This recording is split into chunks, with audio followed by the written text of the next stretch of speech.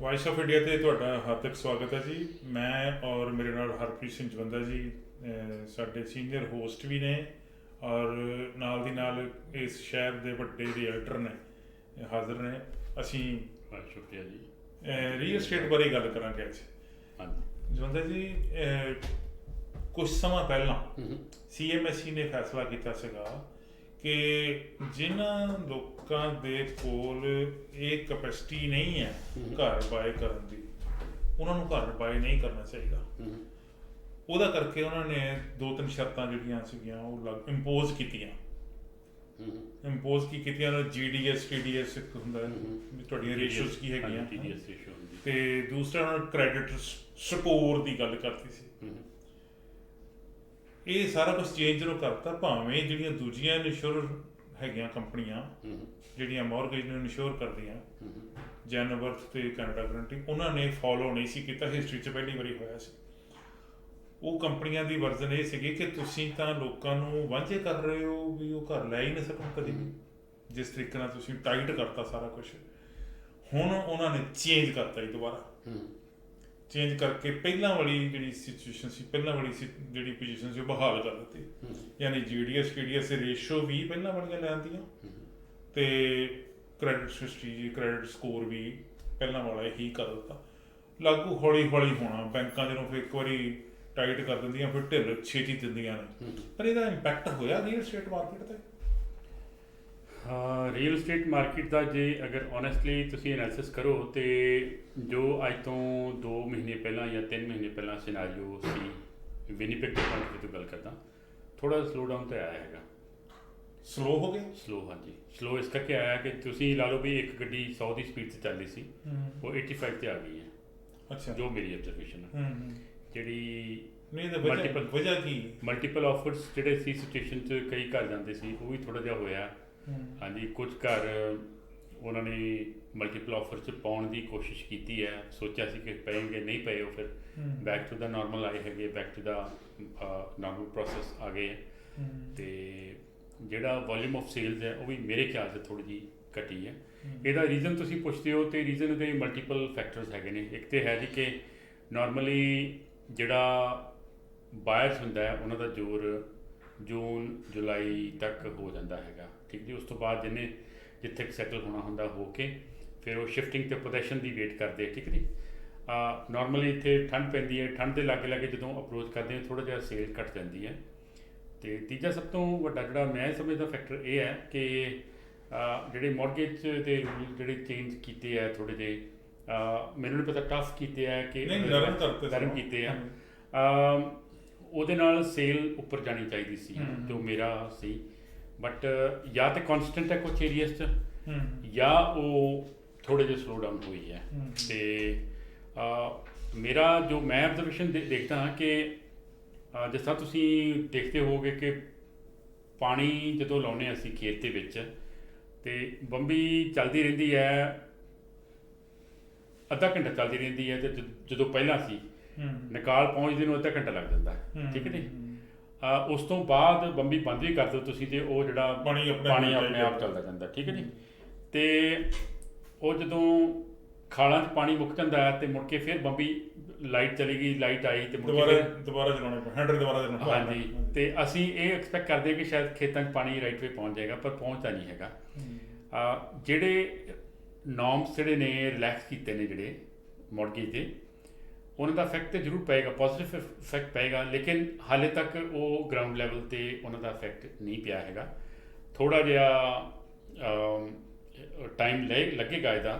ਅਤੇ ਮੈਂ ਕੀ ਐਕਸਪੈਕਟ ਕਰਦਾ ਹੈਗਾ ਕਿ ਜਿਹੜੀ ਸੇਲ ਅਕਤੂਬਰ ਨਵੰਬਰ ਦਸੰਬਰ 'ਚ ਥੋੜ੍ਹੀ ਥੱਲੇ ਜਾਂਦੀ ਸੀ, ਸ਼ਾਇਦ ਉਹ ਹਲਕੀ ਜਿਹੀ ਉੱਪਰ ਆਏ ਉਸ ਟਾਈਮ 'ਤੇ ਵੀ। ਪਰ ਸਭ ਤੋਂ ਜ਼ਿਆਦਾ ਵੱਡਾ ਮੈਂ ਫੈਕਟਰ ਇਹ ਸਮਝਦਾ ਕਿ ਜਿਹੜੇ ਕੋਵਿਡ ਦਾ ਜਿਹੜਾ ਸੀ ਨਾ, ਕੋਵਿਡ ਦਾ ਜਿਹੜਾ ਸਾਨੂੰ ਲੱਗ ਰਿਹਾ ਸੀ ਕਿ ਕੋਈ ਇਫੈਕਟ ਨਹੀਂ ਹੈ ਇਸ ਪ੍ਰੋਸੈਸ ਦੇ ਉੱਤੇ, ਰੀਅਲ estate ਦੇ ਉੱਪਰ ਜਾਂ ਰੀਅਲ estate ਟ੍ਰਾਂਜੈਕਸ਼ਨਸ 'ਤੇ, ਉਹ ਹੁਣ ਥੋੜ੍ਹਾ ਜਿਹਾ ਰਿਫਲੈਕਟ ਹੋਣਾ ਸ਼ੁਰੂ ਹੋ ਜਾਏਗਾ ਥੋੜ੍ਹੇ ਕੁ ਮਹੀਨਿਆਂ ਦੇ ਵਿੱਚ, 1-2 ਮਹੀਨੇ। ਸੋ ਇਹ ਬੜਾ ਨਾ ਕੰਪਲੀਕੇਟਡ ਜਿਹਾ ਐਨਾਲਿਸਿਸ ਹੈਗਾ ਜਿਹੜਾ ਮੈਂ ਕੀਤਾ ਹੈਗਾ, ਪਰ ਇਹ ਲਾਈਕ ਤੁਸੀਂ ਕਹਿ ਲਓ ਕਿ ਕਾਫੀ ਮੈਂ ਇਹਦੇ ਬਾਰੇ ਸੋਚਦਾ ਹਾਂ, ਪੜ੍ਹਦਾ ਵੀ ਇਹਦੇ ਬਾਰੇ 'ਚ। ਅਤੇ ਜਿਹੜੇ ਰੀਅਲ estate ਐਕਸਪਰਟ ਹੈਗੇ ਨੇ, ਬੜੇ ਐਕਸਪਰਟ, ਮਤਲਬ ਲਾਈਕ ਜਿਹੜੇ ਐਨਾਲਿਸਟ ਹੈਗੇ ਨੇ, ਉਹ ਵੀ ਉਹਨਾਂ ਦਾ ਵੀ ਜਦੋਂ ਐਨਾਲਿਸਿਸ ਪੜ੍ਹਦਾ ਮੈਂ ਤੇ ਉਹ ਕੋਈ ਸਟੀਕ ਨਹੀਂ ਹੁੰਦਾ ਹੈਗਾ, ਇੱਕ ਦਾ ਕੁਝ ਹੁੰਦਾ ਦੂਸਰੇ ਦਾ ਕੁਝ ਹੁੰਦਾ, ਵੇਰੀ ਕਰਦਾ। ਉਹ ਇਸੇ ਕਰਕੇ ਹੈ ਕਿ ਜਿਹੜਾ ਸੋਸ਼ਲ ਸਿਨਾਰੀਓ ਹੈਗਾ ਉਹ ਡਿਫਰੈਂਟ ਹੈਗਾ, ਲੋਕਾਂ ਦੀਆਂ ਇਨਕਮਸ ਘਟੀਆਂ ਹੈਗੀਆਂ ਨੇ। ਜਦੋਂ ਥੋੜ੍ਹੀ ਜਿਹੀ ਰਿਲੈਕਸੇਸ਼ਨ ਮਿਲਣ ਲੱਗਦੀ ਹੈ ਤੇ ਉਸੇ ਟਾਈਮ ਤੇ ਇੱਕ ਹੋਰ ਵਰਸ਼ਨ ਆ ਜਾਂਦਾ ਹੈਗਾ, ਫਿਰ ਉਹਨਾਂ ਨੂੰ ਸਲੋ ਡਾਊਨ ਕਰਨਾ ਪੈਂਦਾ ਹੁੰਦਾ। ਤੇ ਇਹ ਰੀਜ਼ਨ ਮਲਟੀਪਲ ਰੀਜ਼ਨਸ ਕਰਕੇ ਮੈਂ ਕੀ ਸਮਝਦਾ ਹਾਂ ਕਿ ਜਿਹੜਾ ਪਿਛਲੇ 3 ਮਹੀਨੇ 'ਚ 4 ਮਹੀਨੇ 'ਚ ਬਹੁਤ ਜ਼ੋਰ ਸੀ ਉਹ ਥੋੜ੍ਹਾ ਘਟਿਆ। ਉਹ ਡਿਕਲਾਈਨ ਨੂੰ ਕੈਨੇਡੀਅਨ ਗੌਰਮੈਂਟ ਨੇ ਵੀ ਅਬਜ਼ਰਵ ਕੀਤਾ ਹੈ ਔਰ ਜਿਹੜੇ ਵੀ ਇਹਦੇ ਨਾਲ ਕੰਸਰਨ ਏਜੰਸੀਜ਼ ਉਹਨਾਂ ਨੇ ਵੀ ਕੀਤਾ ਹੈ, ਰਿਲੈਕਸੇਸ਼ਨ ਦਿੱਤੀ ਉਹਨਾਂ ਨੇ, ਲੇਕਿਨ ਰਿਜ਼ਲਟ ਦੀ ਵੇਟ ਸਾਰੇ ਕਰ ਰਹੇ ਵੀ ਕੀ ਹੁੰਦਾ ਹੈ। ਅੱਗੇ ਵਧਣ ਤੋਂ ਪਹਿਲਾਂ ਜੀ ਮੈਂ ਉਸ ਤੁਹਾਡੀ ਬੜੀ ਗੱਲ ਤੇ ਥੋੜਾ ਹੋਰ ਐਲੈਬੋਰੇਸ਼ਨ ਚਾਹੁੰਦਾ। ਵਿਨੀਪੈਗ ਦੀ ਮਾਰਕੀਟ ਹੌਟ ਹੋ ਗਈ, ਇਹੀ ਕਿਹਾ ਜਾਂਦਾ ਨਾ ਜੀ, ਮਲਟੀਪਲ ਆਫਰ ਜਿਹੜੀਆਂ ਆਉਣ ਲੱਗ, ਠੀਕ ਹੈ ਜੀ। ਮੈਂ ਜੋ ਐਕਸਪੈਕਟ ਕਰਦਾ ਸੀਗਾ, ਮੈਨੂੰ ਤਾਂ ਇਹ ਲੱਗਦਾ ਸੀਗਾ ਕਿ ਕੋਵਿਡ ਕਰਕੇ ਲੋਕਾਂ ਦੀਆਂ ਜੌਬਾਂ ਚਲੇ ਗਈਆਂ, ਕਾਰੋਬਾਰ ਬੰਦ ਹੋ ਗਏ ਤੇ ਲੋਕਾਂ ਕੋਲ ਘਰ ਤਾਂ ਬਾਏ ਕਰਨ ਦੀ ਕਪੈਸਿਟੀ ਘਟ ਗਈ ਹੈਗੀ ਹੈ। ਪਰ ਜਦੋਂ ਮਾਰਕੀਟ 'ਚ ਘਰ ਆਉਂਦਾ ਸੀ, ਮਲਟੀਪਲ ਆਫਰਸ ਦਾ ਕਾਰਨ ਕੀ ਸੀ? ਘਰ ਤਾਂ ਇੱਕ ਬੰਦੇ ਨੇ ਲੈਣਾ, ਪਰ ਉੱਥੇ 10-15 ਆਫਰ ਆ ਰਹੀਆਂ ਸੀਗੀਆਂ। ਕੀ ਰੀਜ਼ਨ ਹੋ ਸਕਦਾ? ਡਿਮਾਂਡ ਜ਼ਿਆਦਾ ਸੀ? ਨਹੀਂ, ਮੈਂ ਤੁਹਾਨੂੰ ਦੱਸਾਂ ਇਹਦਾ ਕੀ ਹੈ ਕਿ ਜਿਹੜਾ ਇੱਕ ਪ੍ਰੋਸੈਸ ਮਾਰਚ ਮਿਡਲ 'ਚ ਸਟਾਰਟ ਹੁੰਦਾ ਸੀ ਘਰ ਬਾਏ ਕਰਨ ਦਾ, ਜਦੋਂ ਬਰਫ਼ ਖੁਰਦੀ ਸੀ, ਉਹ ਥੋੜ੍ਹਾ ਜਿਹਾ ਲੇਟ ਹੋਇਆ ਹੈ, ਲੇਟ ਹੋ ਗਿਆ। ਔਰ ਜਦੋਂ ਲੇਟ ਬਾਇਰ ਵਧੇ ਹੈਗੇ ਸੀਗੇ, ਜਿਹੜਾ ਡਿਮਾਂਡ ਸਪਲਾਈ ਦਾ ਜਿਹੜਾ ਬੈਲੈਂਸ ਸੀ ਉਹ ਇੱਕ ਕਿਸਮ ਦਾ ਵਿਗੜ ਗਿਆ। ਮਤਲਬ ਜਦੋਂ ਕੀ ਹੁੰਦਾ ਕਿ ਪ੍ਰਾਈਸਿਸ ਕਦੋਂ ਇਨਕਰੀਜ਼ ਕਰਦੀਆਂ ਨੇ? ਜਦੋਂ too many people are chasing too few goods. ਇਹ ਇੱਕ ਇਕਨੋਮਿਕ ਦਾ ਰੂਲ ਹੈਗਾ। ਇਹ ਬਹੁਤ ਸਾਰੇ ਲੋਕ ਜਦੋਂ ਥੋੜ੍ਹੀ ਚੀਜ਼ਾਂ ਨੂੰ ਚੇਜ਼ ਕਰਦੇ ਉਦੋਂ ਪ੍ਰਾਈਸਿਸ ਅਪ ਜਾਂਦੀਆਂ ਹੈ। ਤੇ ਸੇਮ ਸਿਚੁਏਸ਼ਨ ਬਣੀ, ਜਿਹੜਾ ਬਾਇਰਸ ਦਾ ਜਿਹੜਾ ਨੰਬਰ ਆਫ ਵੋਲੀਅਮ ਸੀ ਉਹ ਪਾਇਲ ਅਪ ਕਰਦਾ ਗਿਆ। ਘਰ ਜਿਹੜੇ ਮਾਰਕੀਟ 'ਚ ਉਸੇ ਪੇਸ 'ਤੇ ਆਉਂਦੇ ਰਹੇ, ਜ਼ਿਆਦਾ ਬਾਇਰ ਹੋ ਗਏ ਔਰ ਘਰ ਥੋੜ੍ਹੇ ਘੱਟ ਸੀ ਉਸ ਪ੍ਰਪੋਰਸ਼ਨ 'ਚ, ਇਸ ਕਰਕੇ ਉਹ ਮਲਟੀਪਲ ਆਫਰ ਚਲਾ ਗਿਆ। ਦੂਸਰਾ ਸੀ ਪੈਨਿਕ, ਲੋਕਾਂ 'ਚ ਪੈਨਿਕ ਕ੍ਰੀਏਟ ਹੋ ਗਿਆ ਤੇ ਕੁਝ ਕਰ ਦਿੱਤਾ ਗਿਆ ਕਿ ਇਹ ਘਰਾਂ ਦੀ ਕੀਮਤ ਵਧੀ ਜਾਣੀ ਹੈਗੀ ਹੈ। ਠੀਕ ਹੈ ਜੀ। ਅਤੇ ਜਦੋਂ ਇਹ ਸਿਚੁਏਸ਼ਨ ਆਉਂਦੀ ਹੈ ਨਾ ਕਿ ਹੁਣ ਜੈਪਨੀਜ਼ ਕਲਚਰ 'ਤੇ ਇਹ ਹੈ ਕਿ ਲੋਕ ਅਗਰ ਕਿਸੇ ਚੀਜ਼ ਦੀ ਸਕੇਰਸਿਟੀ ਆ ਜਾਂਦੀ ਹੈ ਸੋਸਾਇਟੀ 'ਚ, ਗੰਢਿਆਂ ਦੀ ਕੀਮਤ ਵੱਧ ਗਈ, ਆਲੂਆਂ ਦੀ ਕੀਮਤ ਵੱਧ ਗਈ, ਉਹਦੀ ਕੰਜ਼ੰਪਸ਼ਨ ਘਟਾ ਦਿੰਦੇ ਆ। ਠੀਕ ਹੈ ਜੀ। ਲੇਕਿਨ ਇਹ ਟੈਂਡੈਂਸੀ ਸਾਡੇ 'ਚ ਨਹੀਂ ਹੈ। ਠੀਕ ਹੈ ਜੀ। ਇੱਥੇ ਇਹ ਹੈ ਕਿ ਇਕੱਠਾ ਕਰ ਲਓ। ਤੁਸੀਂ ਦੇਖਿਆ ਹੋਣਾ ਜਦੋਂ ਕੋਵਿਡ ਦੀ ਪਹਿਲੀ ਜਿਹੜੀ ਫੇਜ਼ ਸੀ ਆਈ ਸੀ ਅਤੇ ਵੱਡੇ ਵੱਡੇ ਸਟੋਰਾਂ ਦੇ ਬਾਹਰ ਤੁਸੀਂ 20-20, 25-25 ਕੈਨੀਆਂ ਦਾ ਦੇਖਿਆ ਹੋਣਾ, ਲੋਕ ਲੈ ਕੇ ਪਤਾ ਨਹੀਂ ਕੀ ਹੋ ਜਾਣਾ, ਲਾਕਡਾਊਨ ਲੱਗ ਜਾਣਾ ਤੇ ਪਤਾ ਨਹੀਂ ਮਿਲਣਾ ਨਹੀਂ। ਤੇ ਇਹ ਟੈਂਡੈਂਸੀ ਕਰਕੇ, ਇਹ ਟੈਂਡੈਂਸੀ ਜਾਂ ਇਹ ਬਿਹੇਵੀਅਰਲ ਅਪਰੋਚ ਜਿਹੜੀ ਆ ਇਹ ਸਾਡੇ 'ਚ ਵੀ ਹੈ। ਔਰ ਜਦੋਂ ਇਹ ਸਾਡੇ ਮਨ 'ਚ ਇਹ ਭਾਵਨਾ ਆਉਂਦੀ ਹੈ ਨਾ ਕਿ ਆਹ ਘਰ 6 ਮਹੀਨੇ ਪਹਿਲੇ ਇਹਨਾਂ ਦਾ ਸੀ ਤੇ ਹੁਣ ਇਹਨਾਂ ਦਾ, ਅਗਲੇ 6 ਮਹੀਨੇ ਸ਼ਾਇਦ ਇਸ ਤੋਂ ਵੀ ਡਬਲ ਹੋ ਜਾਏ, ਉਸ ਟਾਈਮ 'ਤੇ ਫਿਰ ਆਪਾਂ ਹੋਲਡਿੰਗ ਕਰਦੇ ਹਾਂ, ਕਹਿੰਦੇ ਵੀ ਚੱਕ ਲਓ ਇਹਨੂੰ, ਕਿਸੇ ਪ੍ਰਾਈਸ 'ਤੇ ਚੱਕ ਲਓ।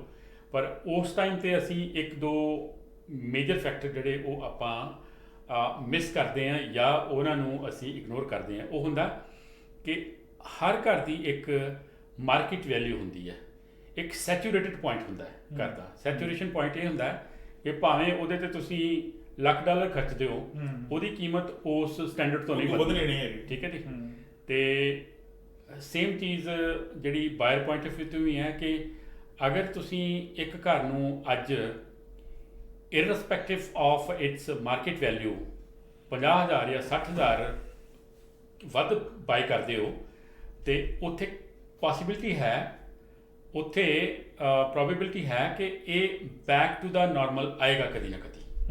ਠੀਕ ਹੈ ਜੀ। ਜਿਨ੍ਹਾਂ ਨੇ 50,000 ਵੱਧ ਆਫਰ ਭਰ ਕੇ ਘਰ ਲੈ ਲਿਆ, ਹਾਂਜੀ, ਹੁਣ ਮਾਰਕੀਟ ਚੱਲੇਗੀ ਡਾਊਨ ਕਹਿ ਲਓ। ਮੈਂ ਵਿਸ਼ ਕਰਦਾ ਕਿ ਹਰ ਇੱਕ ਨੂੰ ਕੋਈ ਕਿਸੇ ਤਰ੍ਹਾਂ ਦਾ ਸ਼ੌਕ ਨਾ ਲੱਗੇ, ਲੇਕਿਨ ਜਿਹੜਾ 50,000 ਵੱਧ ਭਰਿਆ ਹੈ ਉਹ ਤਾਂ 10 ਸਾਲਾਂ 'ਚ ਪੂਰਾ ਨਹੀਂ ਹੋਣਾ। ਉਹ ਰਿਕਵਰ ਇਸ ਤਰ੍ਹਾਂ, ਇਹ ਸਿਚੁਏਸ਼ਨ ਆਈ ਸੀ 2012 'ਚ 2013 'ਚ।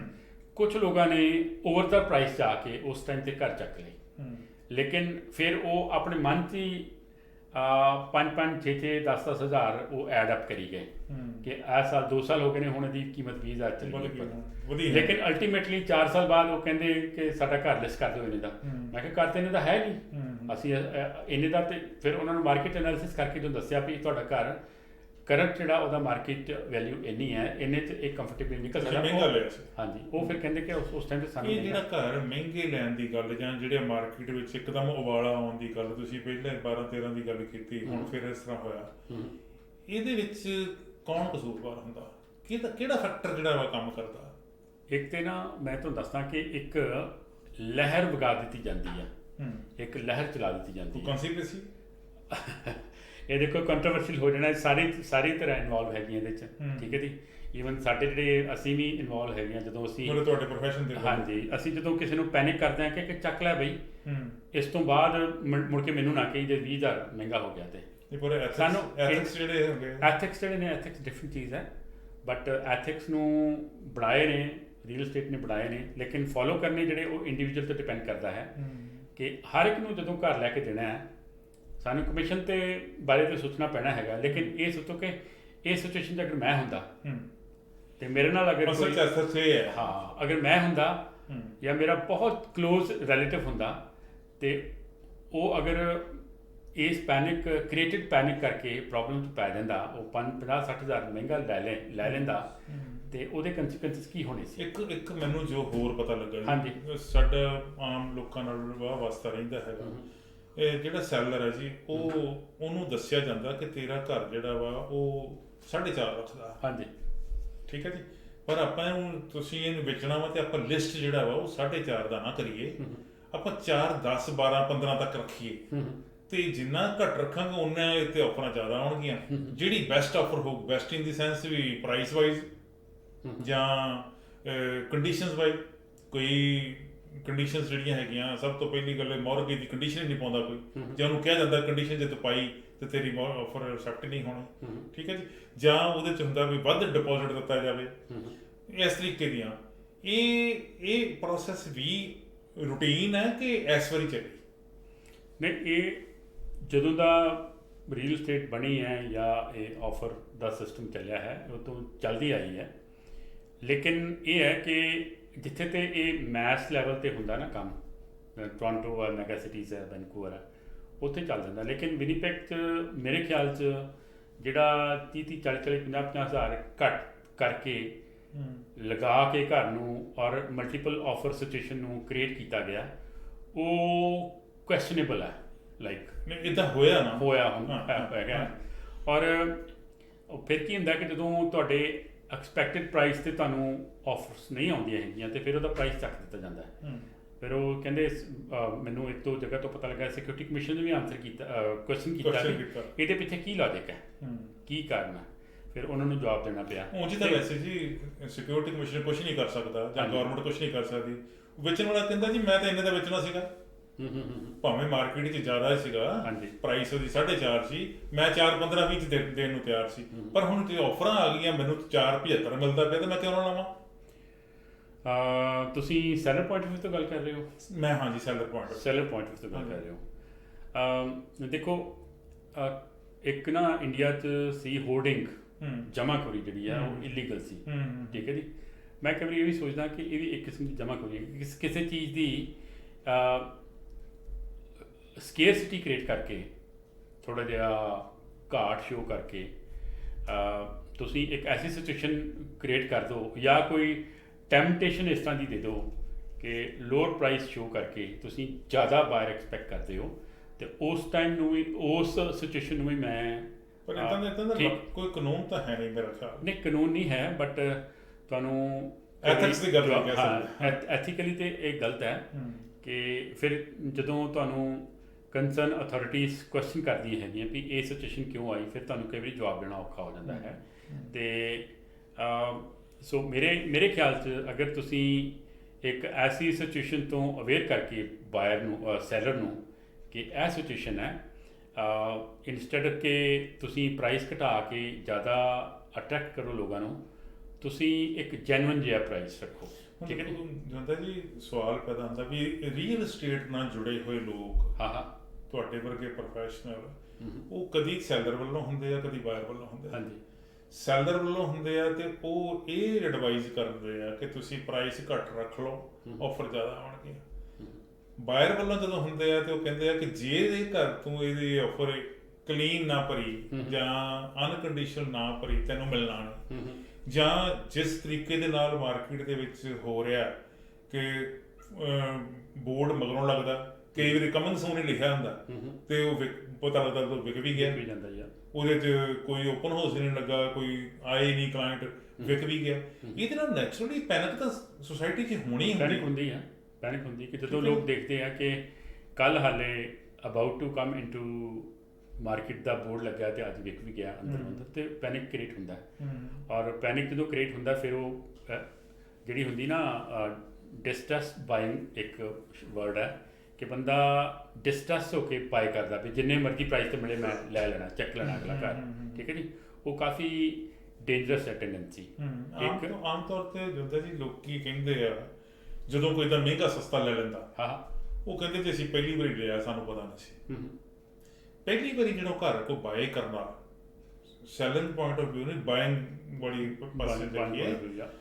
ਉਦੋਂ ਕੀ ਫਿਰ ਜਿਹੜਾ ਰੀਅਲ estate ਪ੍ਰੋਫੈਸ਼ਨਲ ਹੈਗਾ ਉਹਦੀ ਰਿਸਪੌਂਸਿਬਿਲਟੀਜ਼ ਕੀ ਬਣ ਜਾਂਦੀਆਂ ਕਿ ਉਹ ਮਾਰਕੀਟ ਨੂੰ ਐਨਾਲਾਈਜ਼ ਕਰਕੇ ਉਹਨੂੰ ਦੱਸੇ, ਬਾਇਰ ਨੂੰ, ਆਪਣੇ ਨੂੰ, ਕਲਾਇੰਟ ਨੂੰ ਦੱਸੇ ਕਿ ਭਾਈ ਤੂੰ ਵੇਟ ਕਰ ਲਾ, ਜਾਂ ਸੱਚੀ ਮੁੱਚੀ ਹੁਣ ਤਾਂ ਪ੍ਰਾਈਸ ਵਧੀ ਜਾਣੇ ਆ ਭਾਈ, ਲੈਣਾ ਹੀ ਪੈਣਾ ਤੈਨੂੰ, ਤੇਰੀ ਚੁਆਇਸ ਹੈ, ਇਹ ਵੀ ਘਰ ਹੈਗਾ, ਆਹ ਵੀ ਘਰ ਹੈਗਾ, ਇਹਦਾ ਪ੍ਰਾਈਸ ਇੰਨਾ ਵੱਧ ਚੁੱਕਾ, ਇਹਦਾ ਇੰਨਾ ਵੱਧ ਚੁੱਕਾ ਹੈ ਤੇ ਮਲਟੀਪਲ ਆਫਰਸ ਆ ਚੁੱਕੀਆਂ ਹੈਗੀਆਂ ਤੇ ਤੈਨੂੰ ਇਹ ਲੈਣਾ ਪੈਣਾ। ਕੀ ਇਸ ਤਰੀਕੇ ਦੀ ਸਲਾਹ ਦੇਣੀ ਜਿਹੜੀ ਆ ਉਹ ਵਾਜਬ ਹੈ ਤੇ ਜਾਂ ਫਿਰ ਕਹਿੰਦੇ ਆ ਵੀ ਵਗਦੀ ਗੰਗਾ 'ਚ ਹੱਥ ਧੋ ਲਓ? ਨਹੀਂ, ਦੇਖੋ ਦੋ ਚੀਜ਼ਾਂ ਹੁੰਦੀਆਂ ਨੇ। ਇੱਕ ਤੇ ਤੁਸੀਂ ਆਪਣੇ ਆਪ ਨੂੰ ਬਾਇਰ ਦੀ ਜਗ੍ਹਾ 'ਤੇ ਰੱਖ ਕੇ ਸੋਚਦੇ ਹੋ ਕਿ ਜੇ ਮੈਂ ਇਹਦੀ ਜਗ੍ਹਾ 'ਤੇ ਹੁੰਦਾ ਤੇ ਮੈਂ ਕੀ ਕਰਦਾ। ਪਰ ਸਾਰੇ ਸੋਚਦੇ ਹੋਣਗੇ। ਸੈਕਿੰਡ ਚੀਜ਼ ਹੈ ਕਿ ਤੁਸੀਂ ਸਿਰਫ ਆਪਣੇ ਕਮਿਸ਼ਨ ਬਾਰੇ ਸੋਚੋ ਤੇ ਕਮਿਸ਼ਨ ਬਣਾ ਕੇ ਤੇ ਨੈਕਸਟ ਡੀਲ ਤੇ ਕੰਸੈਂਟਰੇਟ ਕਰੋ। ਦੋ ਅਪਰੋਚਸ ਹੈਗੀਆਂ। ਇਹ ਹੁਣ ਇੰਡੀਵਿਜੂਅਲ 'ਤੇ ਡਿਪੈਂਡ ਕਰਦਾ ਹੈ, ਠੀਕ ਹੈ ਜੀ। ਉਹਨੂੰ ਕਿੰਨਾ ਕੁ ਨੀਡ ਹੈ, ਕਿੰਨੀ ਕੁ ਉਹਨੂੰ ਉਹਦੇ ਟਾਰਗੇਟ ਕਿੰਨੇ ਹੈ ਕਿ ਮੈਂ ਇੰਨਾ ਕਮਿਸ਼ਨ ਬਣਾਉਣਾ ਹੈਗਾ, ਮੈਂ ਸਾਲ ਦੇ ਬਾਅਦ ਇੰਨਾ, ਪਿਛਲੇ ਸਾਲ ਨਾਲੋਂ ਕਿੰਨੇ % ਵਧਣਾ ਚਾਹੀਦਾ। ਇਹ ਟੈਂਡੈਂਸੀ ਜਿਹੜੀ ਹੈ ਨਾ, ਜਦੋਂ ਤੁਸੀਂ, ਔਰ ਇਹ ਹੈ ਕਿ ਜਦੋਂ ਬਾਇਰ ਨੂੰ ਕੋਈ ਘਾਟਾ ਪੈਂਦਾ ਹੈਗਾ ਜਾਂ ਉਹਨੂੰ ਪਤਾ ਲੱਗਦਾ ਹੈਗਾ ਕਿ ਮੇਰੇ ਨਾਲ ਇਸ ਤਰ੍ਹਾਂ ਕੋਈ ਫਰਾਡ ਹੋਇਆ ਜਾਂ ਕੋਈ ਮੈਨੂੰ ਗਲਤ ਸਲਾਹ ਦਿੱਤੀ ਤੇ ਉਹ ਅਲਟੀਮੇਟਲੀ ਪਤਾ ਲੱਗ ਜਾਂਦਾ। ਕੈਨੇਡਾ 'ਚ ਇਹ ਤੇ ਹੈ ਨਹੀਂ ਕਿ ਜਿਹੜਾ ਬੰਦਾ ਪਤਾ ਲੱਗ ਕੇ ਕੀ ਕਰੂਗਾ। ਵਰਡ ਆਫ ਮਾਊਥ ਗਲਤ ਹੁੰਦਾ ਨਾ ਬਾਅਦ 'ਚ। ਵਰਡ ਆਫ ਮਾਊਥ ਕਿ ਮੈਂ ਫਲਾਣੇ ਕੋਲੋਂ ਆਹ ਕਰ ਲਿਆ ਸੀ। ਐਡਾ ਵੱਡਾ ਸਮੁੰਦਰ ਹੈ ਜਾਂਦਾ ਜੀ। ਸਮੁੰਦਰ ਇਸ ਤਰ੍ਹਾਂ ਜੀ ਕਿ ਇੱਕ ਹੁੰਦਾ ਹੈ ਕਿ ਤੁਹਾਡੀ ਕੌਨਸ਼ੀਅਸ ਜਿਹੜੀ ਹੈ, ਕੌਨਸ਼ੀਅਸ ਦੀਆਂ ਗੱਲਾਂ ਚਲੋ ਹੋਣੀਆਂ ਬੰਦ ਹੋ ਗਈਆਂ ਨੇ ਹੁਣ। ਅਗਰ ਕੌਨਸ਼ੀਅਸ ਤੁਹਾਨੂੰ ਇਹ ਕਹਿੰਦੀ ਹੈ ਕਿ ਯਾਰ ਮੈਂ ਗਰੀਮਾਰ ਕਰਵਾਤੀ ਹੈ ਤੇ ਮੈਨੂੰ ਨਹੀਂ ਸੀ ਕਰਨਾ ਚਾਹੀਦਾ, ਫਿਰ ਤੇ ਤੁਹਾਡੇ ਅੰਦਰ ਰੱਬ ਬੋਲਦਾ। ਫਿਰ ਤਾਂ ਨੈਕਸਟ ਟਾਈਮ ਤੁਸੀਂ ਇਹ ਕਰੋਗੇ ਕਿ ਯਾਰ ਜੇ ਮੈਂ ਇਹਨੂੰ ਘਰ ਲੈ ਕੇ ਦੇਣਾ ਇਹਨੂੰ ਕੋਈ ਪ੍ਰੋਬਲਮ ਨਾ ਪਏ, ਠੀਕ ਹੈ ਜੀ। ਔਰ ਇੱਕ ਸਿਚੁਏਸ਼ਨ ਐਸੀ ਹੁੰਦੀ ਹੈ ਕਿ ਤੁਸੀਂ ਰਾਈਟ ਐਡਵਾਈਸ ਦੇ ਵੀ ਰਹੇ ਹੋ ਲੇਕਿਨ ਬੰਦਾ ਇੰਨਾ ਪੈਨਿਕ ਹੈ, ਇੰਨਾ ਮੋਟੀਵੇਟਡ, ਕਹਿੰਦਾ ਨਹੀਂ ਮੈਂ ਆਈ ਡੋਂਟ ਕੇਅਰ, ਮੈਂ ਮਨੀ ਲੈ ਕੇ ਆਇਆ, ਮੇਰੇ ਕੋਲ ਮਨੀ ਹੈਗੀ, ਮੈਂ ਚੱਕ ਲੈਣਾ ਘਰ। ਉਸ ਟਾਈਮ ਤੇ ਫਿਰ ਤੁਹਾਡਾ ਐਥਿਕਸ ਜਿਹੜਾ ਇੱਕ ਸਾਈਡ ਤੇ ਰਹਿ ਜਾਂਦਾ ਹੈ। ਉਸ ਟਾਈਮ ਤੇ ਤੁਹਾਡਾ ਜਿਹੜਾ ਰੀਅਲ estate ਦੇ ਰੂਲਸ ਰੈਗੂਲੇਸ਼ਨ ਇੱਕ ਸਾਈਡ ਤੇ ਰਹਿ ਜਾਂਦੇ ਆ। ਉਸ ਟਾਈਮ ਤੇ ਮੈਂ ਐਡਵਾਈਸ ਇਹ ਕਰਨਾ ਕਿ ਤੁਸੀਂ ਆਪ ਲੀਗਲ ਤਰੀਕੇ ਨਾਲ ਕੰਮ ਕਰੋ, ਐਡਵਾਈਸ ਦਿਓ, ਉਹਨੂੰ ਸੁਜੈਸ਼ਨ ਦਿਓ ਕਿ ਆਹ ਸਿਚੁਏਸ਼ਨ ਹੈ, ਇਹ ਸਿਚੁਏਸ਼ਨ ਤੇਰੇ ਵਾਸਤੇ ਬੈਟਰ ਹੈ, ਆਹ ਨਹੀਂ ਬੈਟਰ ਹੈ। ਅਗਰ ਜਿਹੜਾ ਬਾਇਰ ਹੈਗਾ ਤੁਹਾਡਾ ਕਲਾਇੰਟ ਹੈ ਉਹ ਤੁਹਾਨੂੰ ਫੋਰਸ ਕਰ ਰਿਹਾ ਕਿ ਨਹੀਂ ਮੈਂ ਬਾਏ ਕਰਨਾ ਐਟ ਐਨੀ ਕੀਮਤ, ਠੀਕ ਹੈ ਜੀ, ਫਿਰ ਉਹਦੇ ਹਿਸਾਬ ਨਾਲ ਚੱਲੋ ਤੁਸੀਂ। ਐਥਿਕਸ ਦੀ ਆਪਾਂ ਗੱਲ ਕਰਦੇ ਜੀ। ਇੱਕ ਤਾਂ ਸੈਲਿੰਗ ਵਾਲੇ ਹੋ ਗਏ ਵੀ ਸੈਲਰ ਦੇ ਬਿਹਾਫ ਤੇ ਤੁਸੀਂ ਕੰਮ ਕਰਦੇ ਹੋ, ਇੱਕ ਤੁਸੀਂ ਬਾਇਰ ਦੇ ਬਿਹਾਫ ਤੇ ਕੰਮ ਕਰਦੇ ਹੋ, ਉਹਦੇ ਵਾਸਤੇ ਕੰਮ ਕਰਦੇ ਹੋ। ਉੱਥੇ ਤੁਸੀਂ ਦੇਖਦੇ ਹੋ ਕਿ ਐਥੀਕਲੀ ਮੈਨੂੰ ਕੀ ਕਰਨਾ ਚਾਹੀਦਾ, ਕੀ ਰੋਲ ਮੇਰਾ ਹੋਣਾ ਚਾਹੀਦਾ। ਸਿਰਫ ਪ੍ਰਾਈਸ ਵਾਈਜ਼ ਦੀ ਗੱਲ ਆਪਾਂ ਕਰੀਏ ਜੀ, ਕਿਉਂਕਿ ਪ੍ਰਾਈਸ ਦਾ ਹੀ ਆਪਾਂ ਹੁਣ ਤੱਕ ਜ਼ਿਕਰ ਕਰਦੇ ਹਾਂ। ਹੋਰ ਐਥੀਕਲੀ ਇੱਕ ਪ੍ਰੋਫੈਸ਼ਨਲ ਨੂੰ ਕਿਵੇਂ ਸਾਊਂਡ ਹੋਣਾ ਚਾਹੀਦਾ? ਐਥੀਕਲੀ ਇਸ ਤਰ੍ਹਾਂ ਸਾਊਂਡ ਹੋਣਾ ਚਾਹੀਦਾ ਕਿ ਜੇ ਸਪੋਜ਼ ਤੁਸੀਂ ਗਏ ਹੋ ਕਿਸੇ ਘਰ ਨੂੰ ਵੇਖਣ ਗਏ ਹੋ, ਸਰਸਰੀ ਨਜ਼ਰ ਮਾਰੀ ਹੈ ਅਤੇ ਤੁਹਾਨੂੰ ਸਭ ਕੁਝ ਠੀਕ ਲੱਗਾ, ਤੁਹਾਡਾ ਬਾਇਰ ਹੈ ਉਹਨੇ ਮੈਟੀਕੂਲਸਲੀ ਚੈੱਕ ਕੀਤਾ ਘਰ ਨੂੰ, ਕੋਈ ਇਸ਼ੂ ਨਹੀਂ ਆਇਆ, ਲੇਕਿਨ ਸਡਨਲੀ ਤੁਸੀਂ ਦੇਖਦੇ ਹੋ ਕਿ ਹਾਂ ਉਹਦਾ ਹੌਟ ਵਾਟਰ ਟੈਂਕ ਮਾੜਾ ਜਿਹਾ ਲੀਕ ਕਰ ਰਿਹਾ ਹੈ, ਫਰਨੈਸ ਥੋੜ੍ਹੀ ਜਿਹੀ ਆਵਾਜ਼ ਕਰ ਰਹੀ ਹੈ, ਇੱਕ ਨੁੱਕਰ 'ਤੇ ਥੋੜ੍ਹੀ ਜਿਹੀ ਡੰਪਨੈਸ ਆਈ ਹੈ, ਠੀਕ ਹੈ ਜੀ, ਸ਼ਿੰਗਲਸ ਥੋੜ੍ਹੇ ਜਿਹੇ ਮੁੜੇ ਹੋਏ ਨੇ, ਜਾਂ ਕੋਈ ਹੋਰ ਐਸੀ ਚੀਜ਼ ਹੈ, ਤੁਹਾਡੇ ਡਾਊਨ ਸਪਾਊਟਸ ਹੈ ਉਹ ਖਰਾਬ ਨੇ, ਤੁਹਾਡਾ ਸੋਫਿਟ ਫਿਸ਼ੀਆ ਖਰਾਬ ਹੈ, ਤੁਹਾਨੂੰ ਪਤਾ ਲੱਗ ਜਾਂਦਾ being a professional. First time buyer ਆ ਉਹ ਇਹਨਾਂ ਚੀਜ਼ਾਂ ਦਾ ਕੇਅਰ ਨਹੀਂ ਕਰਦਾ, ਉਹ ਤਾਂ ਇਨੋਸੈਂਟ ਹੈ, ਉਹਨੂੰ ਤੁਸੀਂ ਦੱਸਣਾ ਜਿਹੜਾ ਉਹ ਸਾਡਾ ਫਰਜ਼ ਬਣਦਾ ਹੈ। ਪ੍ਰਾਈਸ ਵਾਈਜ਼ ਦੱਸਣਾ ਤੇ ਸਾਡਾ ਡਿਊਟੀ ਬਣਦੀ ਹੀ ਹੈ ਕਿ ਤੂੰ ਓਵਰ ਪ੍ਰਾਈਸ ਲੈ ਰਿਹਾ ਜਾਂ ਇਹ ਘਰ ਜਿਹੜਾ ਇਹ ਸਾਡੇ ਲਿਮਿਟ ਤੋਂ ਬਾਹਰ ਜਾ ਸਕਦਾ ਹੈਗਾ, ਉਹਦੇ ਬਾਰੇ ਦੱਸਣਾ ਸਾਡੀ ਫਰਜ਼ ਹੈ। ਲੇਕਿਨ ਹੋਰ ਅਗਰ ਡਿਫੈਕਟਸ ਹੈਗੇ ਨੇ, ਹੋਰ ਅਗਰ ਕੋਈ ਡਰਾਬੈਕਸ ਹੈਗੇ ਨੇ ਘਰ ਦੇ ਵਿੱਚ, ਤੁਹਾਨੂੰ ਨਜ਼ਰ ਪੈ ਜਾਂਦੇ ਬੀਇੰਗ ਅ ਪ੍ਰੋਫੈਸ਼ਨਲ, ਪਰ ਤੁਹਾਡਾ ਜਿਹੜਾ ਨਾਲ ਕਲਾਇੰਟ ਆ ਉਹਨੂੰ ਨਹੀਂ, ਉਹਨੂੰ ਦੱਸਣਾ ਸਾਡਾ ਫਰਜ਼ ਬਣਦਾ ਹੈਗਾ। ਬੇਸ਼ੱਕ ਉਹ ਮੰਨੇ ਜਾਂ ਨਾ ਮੰਨੇ, ਮੰਨੇ ਨਾ ਕਈ ਵਾਰੀ ਉਹਨੂੰ ਘਰ ਇਦਾਂ ਲੱਗਦਾ ਕਿ ਬਾਕੀ ਸਾਰਾ ਕੁਝ ਠੀਕ ਆ, ਕੋਈ ਨਹੀਂ, ਜੇ ਵਾਟਰ ਟੈਂਕ ਲੀਕ ਕਰਦਾ ਚੇਂਜ ਕਰਨਾ ਪਿਆ 2-4 ਮਹੀਨੇ ਬਾਅਦ ਕਰ ਲਾਂਗੇ। ਹਾਂਜੀ, ਕਿਉਂਕਿ ਕੀ ਹੁੰਦਾ ਕਿ ਅਸੀਂ ਇੰਸਪੈਕਸ਼ਨ ਜਿਹੜੀ ਹੈ, ਇੰਸਪੈਕਸ਼ਨ ਕੋਈ ਵੀ ਰਿਲੇਟਡ ਜਿਹੜਾ ਉਹ ਕੰਫਰਟੇਬਲੀ ਨਹੀਂ ਲੈਂਦਾ, ਕਿਉਂਕਿ ਇੰਸਪੈਕਸ਼ਨ ਕੀ ਹੁੰਦਾ ਕਿ ਇੱਕ ਅਗਰ ਰਿਪੋਰਟ ਕੋਈ ਮਾੜੀ ਆ ਗਈ ਤੇ ਉਹ ਡੀਲ ਬ੍ਰੇਕ ਵੀ ਹੋ ਜਾਂਦੀ ਹੈ ਜਿਹੜੀ ਹੈ। ਸੋ ਇੰਸਪੈਕਸ਼ਨ ਜਿਹੜੀ ਹੈ ਉਹ ਓਨੈਸਟਲੀ ਕਰਵਾਓ, ਚੰਗੇ ਪ੍ਰੋਫੈਸ਼ਨਲ ਕੋਲ ਕਰਵਾਓ, ਔਰ ਉਹਦੀ ਰਿਪੋਰਟ ਜਿਹੜੀ ਹੈ ਉਹ ਤੁਸੀਂ ਡਿਸਕਸ ਕਰੋ ਆਪਣੇ ਕਲਾਇੰਟ ਦੇ ਨਾਲ ਵੀ ਆਪ ਇੱਕ ਜਦੋਂ ਵੀ ਕੋਈ ਇੰਸਪੈਕਸ਼ਨ ਕਰਕੇ ਤੁਹਾਨੂੰ ਰਿਪੋਰਟ ਭੇਜਦਾ 4-5 ਘੰਟੇ ਦੇ ਅੰਦਰ ਤੁਹਾਡੇ ਈਮੇਲ 'ਤੇ ਰਿਪੋਰਟ ਆ ਜਾਂਦੀ ਹੈ, ਉਹ 'ਚ ਸਾਰੇ ਪੋਰਸ਼ਨ ਜਿਹੜੇ ਉਹਦੀ ਪਿਕਚਰਾਂ ਖਿੱਚੀਆਂ ਹੁੰਦੀਆਂ ਉਹਨਾਂ ਨੇ, ਅਤੇ ਉਹ ਡਿਸਕਸ ਕਰਨੀ ਉਹ ਤੁਹਾਡੀ ਰਿਸਪੋਂਸੀਬਿਲਿਟੀ ਹੈ।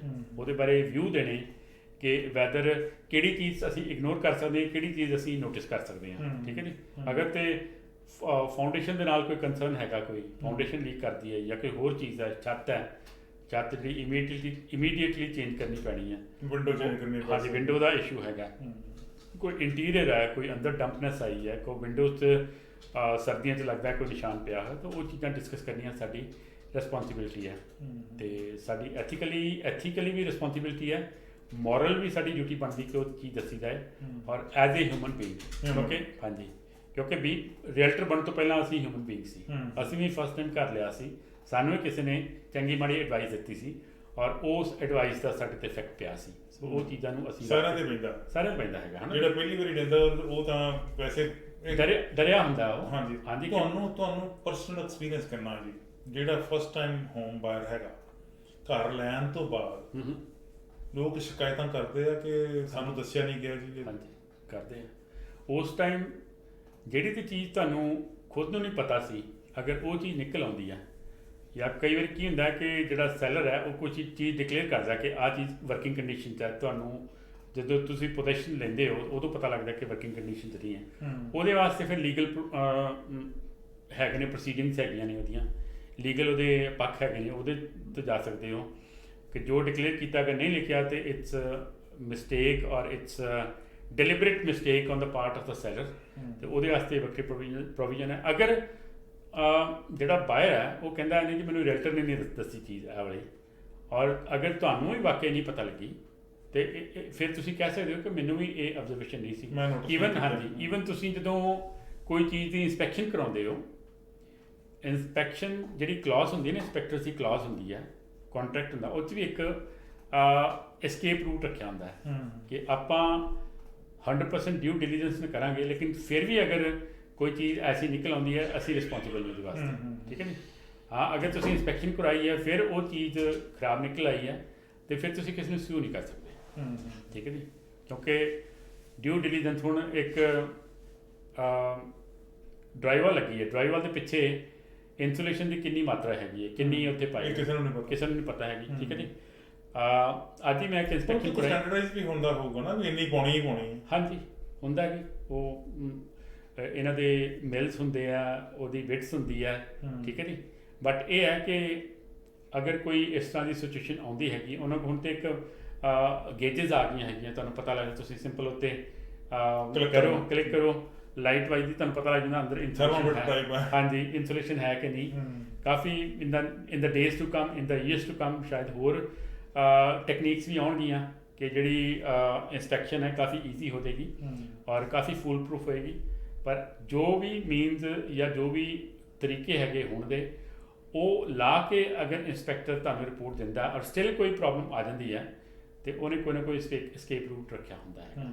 ਠੀਕ ਹੈ ਜੀ, ਐਥਿਕਸ ਦੀ ਗੱਲ ਆਪਾਂ ਅਜੇ ਥੋੜੀ ਜਿਹੀ ਹੋਰ ਕਰਦੇ। ਹਾਂਜੀ, ਹੋਰ ਕਿਹੜੀਆਂ ਚੀਜ਼ਾਂ ਜਿਹੜੀਆਂ ਤੁਹਾਨੂੰ ਲੱਗਦਾ ਇੱਕ ਬੀਇੰਗ ਰੀਅਲਟਰ ਕਿਹੜੇ ਐਥਿਕਸ ਜਿਹੜੇ ਫੋਲੋ ਕਰਨੇ ਚਾਹੀਦੇ ਆ, ਜਿਹੜੇ ਇੱਕ ਪ੍ਰੋਫੈਸ਼ਨ ਨੂੰ ਉਹਦੀ ਮਤਲਬ ਬਿਊਟੀ ਬਣੇ, ਲੋਕੀ ਟਰਸਟ ਕਰਨ ਕਿ ਹਾਂ ਅਸੀਂ ਇਹ ਐਥੀਕਲੀ ਬੰਦੇ ਚੰਗੇ ਆ। ਕਿਉਂਕਿ ਦੇਖੋ ਇੱਕ ਮੇਜਰ ਇਨਵੈਸਟਮੈਂਟ ਹੈ, ਬਿਗ ਇਨਵੈਸਟਮੈਂਟ ਹੈ ਘਰ ਬਾਏ ਕਰਨਾ। ਕਈ ਲੋਕ ਚਲੋ ਹੈਗੇ ਜੀ ਜਿਹੜੇ 25-27 ਸਾਲੀ ਘਰ ਬਦਲ ਲੈਂਦੇ, ਕਈਆਂ ਨੇ ਪੂਰੀ ਉਮਰ ਹੀ ਉੱਥੇ ਗੁਜ਼ਾਰਨੀ, ਹਾਂਜੀ। ਉਹਨਾਂ ਦੀ ਅਗਲੀ ਪੀੜ੍ਹੀ ਉੱਥੇ 100 ਸਾਲ ਤੋਂ ਵੱਧ ਜਿਹੜੇ ਟਾਈਮ ਹੋ ਗਿਆ ਉਹ ਘਰ ਬਣਿਆ। 50 ਸਾਲ ਰਹਿੰਦੇ ਜੀ ਉਹ ਉੱਥੇ ਜੰਮਦੇ ਆ ਤੇ ਉੱਥੇ ਹੀ ਫਿਰ ਰਿਟਾਇਰ ਹੁੰਦੇ ਆ। ਬਿਲਕੁਲ। ਤੇ ਇਹ ਪ੍ਰੋਫੈਸ਼ਨ ਜਿਹੜਾ ਹੋਰ ਉਹਦੀ ਬਿਊਟੀ ਬਣੇ, ਨੋਬਲ ਪ੍ਰੋਫੈਸ਼ਨ ਕਿਹਾ ਗਿਆ, ਇਹਦੇ ਹੋਰ ਖੂਬਸੂਰਤ ਬਣੇ, ਲੋਕੀ ਵੱਧ ਟਰਸਟ ਕਰਨ। ਮੈਂ ਨਹੀਂ ਕਹਿੰਦਾ ਕਿ ਹੁਣ ਕਰਦੇ ਨਹੀਂ, ਕਰਦੇ ਆ, ਬਹੁਤ ਕਰਦੇ ਆ। ਜਿਹਨੇ ਬਾਇਰ ਨੇ ਇੱਕ ਪ੍ਰੋਫੈਸ਼ਨਲ ਨੂੰ ਅਪਰੋਚ ਕੀਤੀ ਆ, ਉਹ ਪੂਰਾ ਡਿਪੈਂਡੈਂਟ ਉੱਤੇ ਹੋ ਜਾਂਦਾ ਕਿ ਜੀ ਸਾਨੂੰ ਤਾਂ ਇਹਨਾਂ ਨੇ ਘਰ ਲੈ ਕੇ ਦੇਣਾ ਜੀ, ਸਾਨੂੰ ਤਾਂ ਆਹ ਘਰ ਇਹਨਾਂ ਨੇ ਲੈ ਕੇ ਦਿੱਤਾ, ਅਸੀਂ ਬੜੇ ਖੁਸ਼ ਹਾਂ, ਇੱਦਾਂ ਦੀਆਂ ਗੱਲਾਂ। ਹੋਰ ਕੀ ਹੋਣਾ ਚਾਹੀਦਾ? ਉਹ ਦੇਖੋ ਜੀ, ਆਫਟਰ ਸੇਲ ਸਰਵਿਸਿਜ਼ ਜਿਹੜੀਆਂ ਨੇ ਉਹ ਬੜੀਆਂ ਮੈਟਰ ਕਰਦੀਆਂ ਹੈਗੀਆਂ। ਮੈਨੂੰ ਪਤਾ ਜਦੋਂ ਪੋਜੀਸ਼ਨ ਹੋ ਗਈ ਤੁਹਾਡੀ ਰਿਸਪੌਂਸਿਬਿਲਿਟੀ ਖਤਮ ਹੋ ਗਈ, ਤੁਸੀਂ ਦੂਜੇ ਜਿਹੜੀ ਸੇਲ ਹੈ, ਦੂਜੀ ਸ਼ੋਇੰਗ ਹੈ ਜਾਂ ਦੂਜੇ ਕਲਾਇੰਟ ਉਹਦੇ 'ਤੇ ਕੰਸਨਟ੍ਰੇਸ਼ਨ ਕਰ ਲੈਂਦੇ ਹੋ। ਲੇਕਿਨ ਮੀਨਵਾਈਲ ਅਗਰ ਜਿਹੜੀ 15-20 ਦਿਨ ਪਹਿਲਾਂ ਕੋਈ ਪੋਜੀਸ਼ਨ ਹੋਈ ਹੈ, ਉਹਦੀ ਕੋਈ ਐਸੀ ਸਿਚੁਏਸ਼ਨ ਹੁੰਦੀ ਹੈ ਕਿ ਉਹ ਵਿਚਾਰਾ ਪੈਨਿਕ ਹੋ ਗਿਆ, ਕੋਈ ਚੀਜ਼ ਨਹੀਂ ਪ੍ਰੋਪਰ ਚੱਲਦੀ, ਪਲੰਬਿੰਗ ਦੇ ਨਾਲ ਰਿਲੇਟਡ ਕੋਈ ਇਸ਼ੂ ਆ ਗਿਆ, ਜਾਂ ਕੋਈ ਫਰਨੈਸ ਚੱਲਦੀ ਰੁਕ ਗਈ ਹੈ ਸਰਦੀਆਂ ਦੇ ਮੌਸਮ 'ਚ, ਜਾਂ ਹੌਟ ਵਾਟਰ ਟੈਂਕ ਲੀਕ ਕਰ ਗਿਆ, ਜਾਂ ਕੋਈ ਹੋਰ ਕੋਈ ਇਸ਼ੂ ਆ ਜਾਂਦਾ ਹੈਗਾ, ਮਕੈਨੀਕਲ ਜਿਹੜੇ ਨੇ ਉਹ ਨਹੀਂ, ਤੇ ਉਹ ਸਭ ਤੋਂ ਪਹਿਲਾਂ ਉਹਦੇ ਦਿਮਾਗ 'ਚ ਕਿਹੜੀ ਗੱਲ ਆਏਗੀ, ਮੈਂ ਜਿਹਨੇ ਮੈਨੂੰ ਘਰ ਲੈ ਕੇ ਦਿੱਤਾ ਉਹਨੂੰ ਫੋਨ ਕਰਾਂ। ਹਾਂਜੀ, ਉਹਨੂੰ ਫੋਨ ਕਰਾਂ, ਠੀਕ ਹੈ ਜੀ। ਹਾਲਾਂਕਿ ਲੀਗਲ ਪੁਆਇੰਟ ਆਫ ਵਿਊ ਤੋਂ ਤੁਹਾਡੀ ਰਿਸਪੌਂਸਿਬਿਲਿਟੀ ਨਹੀਂ ਹੈ, ਲੇਕਿਨ ਐਥੀਕਲੀ ਜਾਂ ਐਜ਼ ਏ ਹਿਊਮਨ ਬੀਇੰਗ ਤੁਸੀਂ ਫੋਨ ਚੱਕ ਸਕਦੇ ਹੋ, ਉਹਦੇ ਨਾਲ ਡਿਸਕਸ ਕਰ ਸਕਦੇ ਹੋ ਕਿ ਕਿੰਨਾ it will take only 5 minute. ਜਾਂ ਕਈ ਵਾਰੀ ਮੰਨ ਲਓ ਫਾਰ ਐਗਜ਼ਾਮਪਲ ਫਰਨੈਸ ਹੀ ਜਿਹੜੀ ਹੈ ਖਰਾਬ ਹੋ ਗਈ, ਤੇ ਤੁਹਾਨੂੰ ਪਤਾ ਵਾ ਠੀਕ ਕਿਹਨੇ ਕਰ ਦੇਣੀ, ਸਸਤੀ ਕਿਹਨੇ ਕਰ ਦੇਣੀ ਹੈ, ਔਰ ਐਕੂਰੇਟ ਸਟੀਕ ਤਰੀਕੇ ਨਾਲ ਕੌਣ ਕਰ ਸਕਦਾ ਸਾਨੂੰ ਪਤਾ ਹੈਗਾ, ਕਿਉਂਕਿ ਰੈਗੂਲਰ ਬੇਸਿਸ 'ਤੇ ਆਪਾਂ ਕਰਦੇ ਹਾਂ। ਕਿਹੜੀ ਚੀਜ਼ ਕਿਹੜੀ ਸਟੋਰ ਤੋਂ ਵਧੀਆ ਮਿਲ ਜਾਂਦੀ ਹੈ ਸਾਨੂੰ ਪਤਾ ਹੁੰਦਾ ਹੈਗਾ, ਠੀਕ ਹੈ ਜੀ। ਕਿਹੜੇ ਬੰਦੇ ਦੀ ਅਪਰੋਚ ਡਿਸਓਨੈਸਟ ਹੈ, ਕਿਹੜੇ ਬੰਦੇ ਦੀ ਅਪਰੋਚ ਓਨੈਸਟ ਹੈ, ਸਾਨੂੰ ਪਤਾ ਲੱਗ ਜਾਂਦਾ ਹੈਗਾ। ਸੋ ਅਸੀਂ ਉਸ ਹਿਸਾਬ ਨਾਲ ਅਗਰ ਉਹਨੂੰ ਰਿਕਮੈਂਡੇਸ਼ਨ ਵੀ ਕਰ ਦਿੰਦੇ ਹਾਂ, ਹਾਲਾਂਕਿ ਪੈਸੇ ਉਹਨੇ ਦੇਣੇ ਹੈਗੇ ਆ, ਜਾ ਕੇ ਉਹਨੇ ਡਿਵਾਈਸ ਉਹਨੇ ਆਪ ਚੱਕਣਾ ਹੈਗਾ, ਲੇਕਿਨ ਉਹਨੂੰ ਅਗਰ ਸਹੀ ਐਡਵਾਈਸ ਕਲੋਜ਼ਿੰਗ ਤੋਂ ਮਹੀਨੇ ਬਾਅਦ, 2 ਮਹੀਨੇ ਬਾਅਦ, 3 ਮਹੀਨੇ ਬਾਅਦ ਵੀ ਦੇ ਦਿੰਦੇ ਹੋ ਤੁਸੀਂ, ਤੇ it's also part of the ethics. ਇਹ ਵੀ ਐਥੀਕਲੀ ਠੀਕ। ਹੁਣ ਦੇਖੋ, ਤੁਸੀਂ ਇੱਕ ਅਣਜਾਣ ਸਿਟੀ 'ਚ ਕੋਈ ਬੰਦਾ ਤੁਹਾਡੇ ਸਿਟੀ 'ਚ ਕੋਈ ਅਣਜਾਣ ਰਾਹੀ ਆ ਜਾਂਦਾ, ਤੇ ਉਹ ਤੁਹਾਨੂੰ ਕਿਸੇ ਚੀਜ਼ ਦਾ ਰਾਹ ਪੁੱਛ ਲੈਂਦਾ, ਤੇ ਉਹਨੂੰ ਸਿਰਫ 2 ਮਿੰਟ ਵਾਸਤੇ ਤੁਸੀਂ ਦੱਸ ਦਿੰਦੇ, ਤੁਸੀਂ ਕਹੋ ਜੀ ਮੇਰੀ ਡਿਊਟੀ ਨਹੀਂ ਦੱਸਣਾ, ਮੇਰੀ ਡਿਊਟੀ ਨਹੀਂ ਦੱਸਣਾ, GPS ਨੂੰ ਪੁੱਛ, ਜਾਂ ਤੁਸੀਂ ਨੰਬਰ ਹੈ ਫਲਾਣਾ ਉੱਥੇ ਡਾਇਲ ਕਰ, ਤੇ ਉਹ ਬੜਾ ਫਾਰ ਰੀਚਿੰਗ ਕੰਸੀਕੁਐਂਸਿਸ ਹੁੰਦੇ ਇਹਦੇ ਜੀ, ਗਲਤ ਇੰਪ੍ਰੈਸ਼ਨ ਪੈਂਦਾ ਸਾਰੀ ਸਿਟੀ ਬਾਰੇ। ਸੋ ਅਗਰ ਤੁਸੀਂ ਉਹਨੂੰ ਰੋਕ ਕੇ ਸਮਾਈਲ ਦੇ ਕੇ ਇਹਨਾਂ ਦੱਸ ਦਿੰਦੇ ਫਲਾਣੀ ਜਗ੍ਹਾ 'ਤੇ ਇੱਧਰ ਨੂੰ ਸੱਜੇ ਪਾਸੇ ਮੁੜਦੀ, ਅੱਗੇ ਤੈਨੂੰ ਇਹ ਹੈਗਾ, ਤੇ ਅਗਲਾ ਬੰਦਾ ਜਿਹੜਾ ਢਹਿ ਢੇਰੀ ਹੋਇਆ ਹੁੰਦਾ ਉੱਠ ਜਾਏਗਾ। ਸੇਮ ਚੀਜ਼ ਜਿਹੜੀ ਕਲਾਇੰਟ ਜਿਹੜਾ ਨਾ, ਉਹਨੇ ਸਾਰੀ ਜ਼ਿੰਦਗੀ ਦੀ ਇਨਵੈਸਟਮੈਂਟ ਕੀਤੀ ਹੁੰਦੀ ਹੈ, ਤੇ ਉਹਨੂੰ ਛੋਟੀ ਜਿਹੀ ਚੀਜ਼ ਵੀ ਜਿਹੜੀ ਹੈ ਨਾ ਉਹ ਪੈਨਿਕ ਕਰ ਦਿੰਦੀ ਹੈ। ਹੁਣ ਮੈਂ ਤੁਹਾਨੂੰ ਦੱਸਦਾ, ਇੱਕ ਮੈਂ ਘਰ ਲਿਆ ਸੀ ਜਦੋਂ ਆਇਆ ਇੱਥੇ 2005 'ਚ, ਤੇ ਇੱਕ ਜਗ੍ਹਾ ਤੋਂ ਨਾ ਲੀਕੇਜ ਹੁੰਦੀ ਸੀ ਪੈਡੀਓ ਡੋਰ ਦੇ ਲਾਗੋਂ ਦੀ, ਤੇ ਉਹ ਕੰਟੀਨਿਊਸ ਲੀਕੇਜ ਹੋ ਕੇ ਨਾ ਜਿਹੜਾ ਡਰਾਫਟਿੰਗ ਹੋ ਜਾਂਦੀ ਹੈ ਸਨੋ ਦੀ, ਉਹ ਥੱਲੇ ਇੱਕ ਲੱਕੜ ਖਰਾਬ ਹੋ ਗਈ, ਤੇ ਮੈਨੂੰ ਲੱਗਾ ਕਿ ਸ਼ਾਇਦ ਮੈਨੂੰ ਰਾਤ ਨੂੰ ਨੀਂਦ ਆਇਆ ਕਰੇ ਕਿ ਕਿਤੇ ਸਾਰਾ ਘਰ ਕੋਲੈਪਸ ਨਾ ਕਰ ਦੇ ਥੱਲੇ, ਠੀਕ ਹੈ ਜੀ। ਅੱਛਾ ਜੀ। ਮੈਂ ਫਿਰ ਕੰਮ 'ਤੇ ਮੇਰੇ ਨਾਲ ਫਿਲਪੀਨੋ ਸੀ ਇੱਕ, ਉਹਨੂੰ ਦੱਸਿਆ ਵੀ ਆਹ ਸਿਚੁਏਸ਼ਨ ਹੈ, ਮੈਨੂੰ ਰਾਤ ਨੂੰ ਨੀਂਦ ਨਹੀਂ ਆਉਂਦੀ, ਮੈਨੂੰ ਲੱਗਦਾ ਕਿ ਮੈਂ ਗਲਤ ਡੀਲ ਕਰ ਲਈ ਹੈ, ਤੇ ਮੈਂ ਕੀ ਕਰਾਂ। ਉਹ ਆਇਆ ਤੇ ਉਹ ਕਹਿੰਦਾ ਮੇਰੇ ਨਾਲ ਹੋਮ ਡਿਪੂ ਚੱਲ। ਉਹਨੇ 2x4 ਖਰੀਦਿਆ ਇੱਕ, ਉਹਦਾ ਇੱਕ ਛੋਟਾ ਜਿਹਾ ਹਿੱਸਾ ਕੱਟਿਆ ਉਹਨਾਂ ਪੁਰਾਣਾ ਲੱਕੜ ਕੱਢ ਕੇ ਨਵੀਂ ਲਾਤੀ, ਤੇ ਉਹ ਸਟਿਲ ਮੇਰੇ ਕੋਲ ਘਰ ਹੈਗਾ ਜੀ ਉਸੇ ਤਰ੍ਹਾਂ, ਬਿਲਕੁਲ ਕੋਈ ਇਸ਼ੂ ਨਹੀਂ ਹੈਗਾ। ਛੋਟੀ ਜੀ ਗੱਲ ਸੀ ਜਿਹਦਾ ਕਰਕੇ ਤੁਹਾਨੂੰ ਲੱਗਾ ਸੀਗਾ ਕਿ ਕੋਈ ਵੱਡੀ ਸਮੱਸਿਆ ਹੈਗੀ ਹੈ, ਪਰ ਉਹ ਝਟਪਟ ਠੀਕ ਹੋ ਗਈ, ਸਹੀ ਗਾਈਡੈਂਸ ਨਾਲ। ਚਲੋ, ਸਾਡਾ ਮਕਸਦ ਇਸ ਵਿਚਾਰ ਚਰਚਾ ਨੂੰ ਕਰਨ ਦੇ ਪਿੱਛੇ ਇਹ ਨਹੀਂ ਸੀਗਾ ਕਿ ਅਸੀਂ ਰੀਅਲਟਰਸ ਨੂੰ ਗਾਈਡ ਕਰੀਏ, ਉਹਨਾਂ ਨੂੰ ਐਜੂਕੇਟ ਕਰੀਏ, ਉਹਨਾਂ ਨੂੰ ਮੱਤਾਂ ਦੇਈਏ, ਸਲਾਹਾਂ ਦੇਈਏ, ਇੱਦਾਂ ਦਾ ਕੋਈ ਮਕਸਦ ਨਹੀਂ ਹੈ। ਸਾਡਾ ਮਕਸਦ ਹੈ ਜਿਹੜੇ ਬਾਇਰ ਹੈਗੇ ਜਾਂ ਸੈਲਰ ਹੈਗੇ, ਉਹ ਇਸ ਨੋਬਲ ਜਿਹੜਾ ਪ੍ਰੋਫੈਸ਼ਨ ਆ, ਜਿਹੜੇ ਲੋਕ ਇਸ ਪ੍ਰੋਫੈਸ਼ਨ ਦੇ ਨਾਲ ਜੁੜੇ ਹੋਏ ਆ, ਉਹਨਾਂ ਦੇ ਬਾਰੇ ਧਾਰਨਾਵਾਂ ਵੀ ਆਪਦੀਆਂ ਠੀਕ ਕਰਨ। ਬਾਇਰ ਨੂੰ ਇਹ ਲੱਗੇ ਕਿ ਮੇਰਾ ਜਿਹੜਾ ਪ੍ਰੋਫੈਸ਼ਨਲ ਮੈਨੂੰ ਘਰ ਵਿਖਾ ਰਿਹਾ, ਇਹਦਾ ਇੱਕ ਇਹ ਐਥੀਕਲੀ ਇਹ ਮੈਨੂੰ ਚੰਗਾ ਹੀ ਗਾਈਡ ਕਰੂਗਾ। ਇਹਦੇ ਸੈਲਰ ਨੂੰ ਵੀ ਲੱਗੇ ਕਿ ਮੈਂ ਰਾਈਟ ਹੈਂਡ 'ਚ ਹੈਗਾ, ਸੇਫ ਹੈਂਡ 'ਚ ਹੈਗਾ, ਮੈਨੂੰ ਇਹਨਾਂ ਨੇ ਪ੍ਰੋਪਰ ਗਾਈਡ ਕਰਨਾ ਹੈਗਾ। ਮਾਰਕੀਟ 'ਚ ਉਤਰਾਅ ਚੜਾਅ ਜਿਹੜੇ ਆਉਂਦੇ ਰਹਿੰਦੇ ਆ, ਇਹ ਆਉਂਦੇ ਰਹਿਣੇ ਆ। ਇਹਦਾ ਕਾਰਨ ਕੋਈ ਇੱਕ ਨਹੀਂ ਹੈ, ਮਲਟੀਪਲ ਪੋਲੀਟੀਕਲ ਕਾਰਨ ਵੀ ਹੋ ਸਕਦੇ, ਸੋਸ਼ਲ ਕਾਰਨ ਵੀ ਹੋ ਸਕਦੇ, ਇਕਨੋਮਿਕ ਵੀ ਹੋ ਸਕਦੇ। ਤੇ ਜਿਹੜੀ ਤੁਸੀਂ ਗੱਲ ਕੀਤੀ ਸੀਗੀ ਕਿ ਕਈ ਵਾਰੀ ਕ੍ਰੀਏਟ ਕੀਤੀ ਜਾਂਦੀ ਹੈ ਪ੍ਰੋਬਲਮ ਕੋਈ, ਉਹ ਵੀ ਹੈ, ਪਰ ਆਲਵੇਜ਼ ਨਹੀਂ ਹੁੰਦੀ ਉਹ।